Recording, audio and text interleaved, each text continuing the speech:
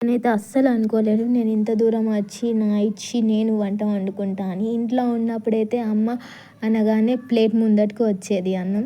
But ఇప్పుడు నేనే చేసుకోవాల్సి వస్తుంది. బట్ ఎనీవే చేసుకుంది తప్పుతుందా? ఇంకా అమ్మ చేసిన దానికి ఇది ఇట్లుంది అట్లుంది బాగుంది బాగాలేదు అని ఇంకా వంకలు పెట్టేదాన్ని. కానీ ఇప్పుడు ఎలా ఉన్నా తినాల్సి వస్తుంది. బట్ అమ్మ విలువ తెలుస్తుందా అని అంటారు కదా, అది ఇప్పుడు చాలా తెలిసి వస్తుంది. బట్ ఎంత అనుకున్నా మన దగ్గరికి మనం చదువుకున్న దగ్గరికి మన మమ్మీ రాలేదు కదా, సో మనమే చేసుకోవాలి.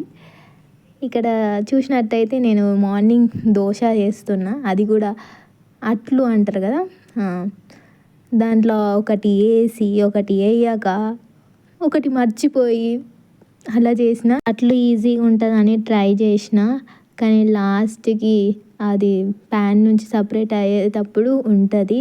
మీరు లాస్ట్ విజువల్లో చూస్తే కూడా నాకు రాలేదు. సో నేను డైరెక్ట్ చూపెట్టిన, చూడొచ్చు మీరు ఇక్కడ.